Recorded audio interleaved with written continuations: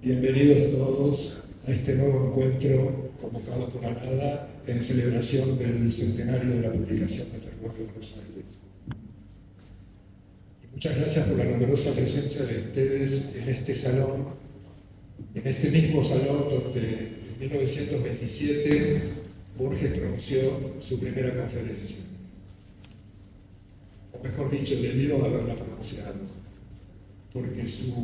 conocido pánico en la exposición pública le impidió hacerlo y tuvo que delegar la lectura de esa conferencia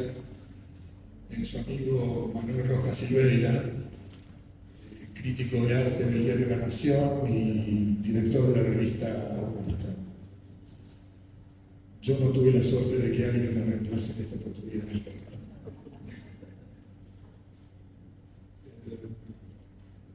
Lo cierto es que debemos nuestra presencia en este salón y en el inmueble a la hospitalidad del Ministerio de Cultura de la ciudad, al que desde aquí expresamos nuestro reconocimiento.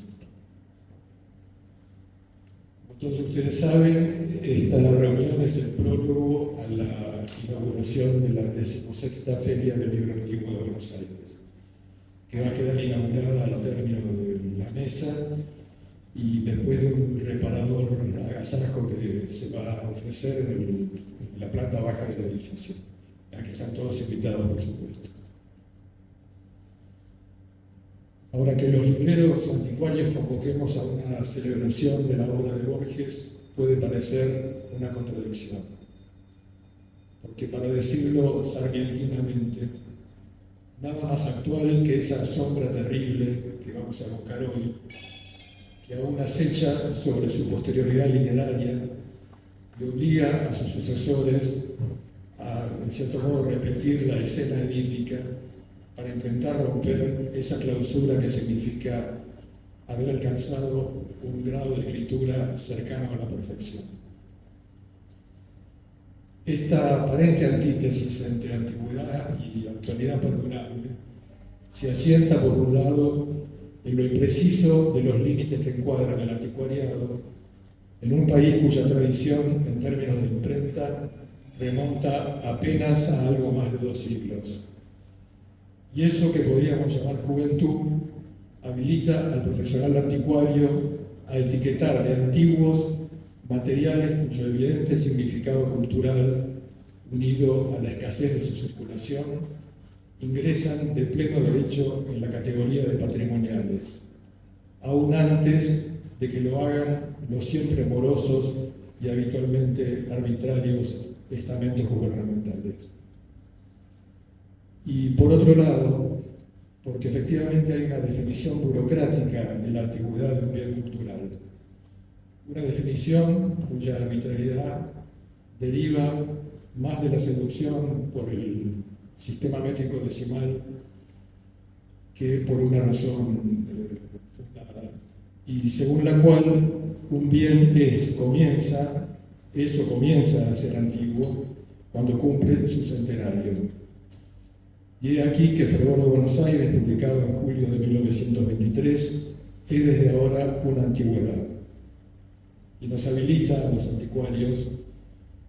a convocar a los lectores privilegiados de la obra de Borges que nos acompañan esta tarde con una secreta intención,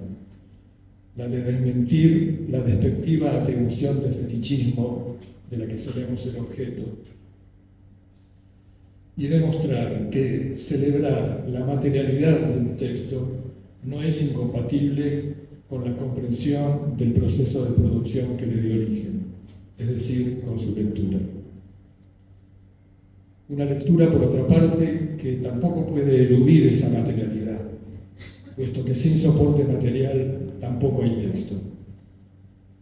En el caso de la edición original de Fervor de Buenos Aires, será tarea de la crítica desentrañar cómo se articulan con el texto poético propiamente dicho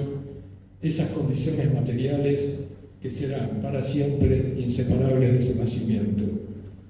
Por un lado, el papel tosco sobre el que fue estampada, su tipografía vacilante,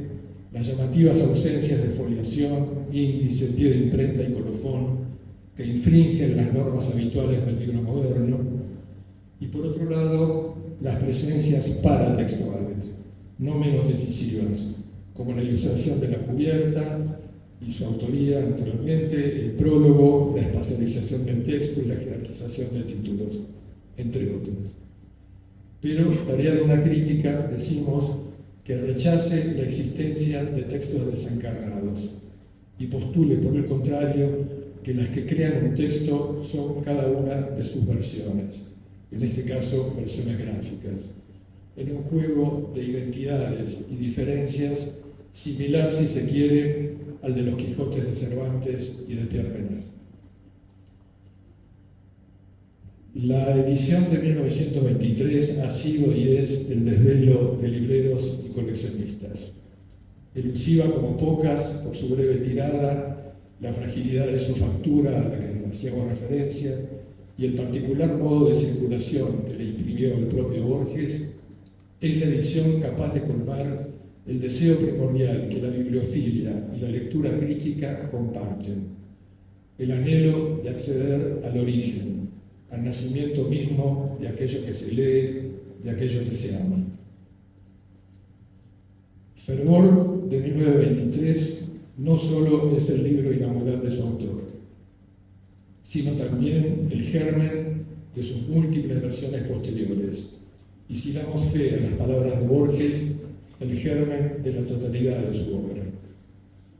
Tengo la sensación, declaró en su autobiografía, de que todo lo que escribí después no ha hecho más que desarrollar los temas presentados en sus páginas. Siento que durante toda mi vida he estado reescribiendo ese único libro. Y puesto que en Fervor está la obra total y en la obra total está Fervor, lo que se diga esta tarde, cualquiera sea el ángulo elegido, podrá ser el espejo en el que ambos se reflejen o el aleph que los contenga y borre sus diferencias. Queremos expresar todo nuestro agradecimiento a las personalidades que generosamente nos acompañan en esta mesa. Creo que sería incurrir en redundancias detallar sus lauros académicos y sus trayectorias, tan ricas como extensas, y por lo demás tan conocidas públicamente. En beneficio de la brevedad, me voy a permitir transgredir las normas habituales de las presentaciones y omitir esa enumeración. Pero sí repetir que las doctoras Beatriz Arlo y Silvia Zaita, los doctores Daniel Link y Daniel Balderston son autores de algunas de las lecturas más lúcidas, brillantes y profundas de esa obra inagotable que es la de Borges, y que cada una de ellas, en su respectivo campo, representa un hito insoslayable en la bibliografía del autor.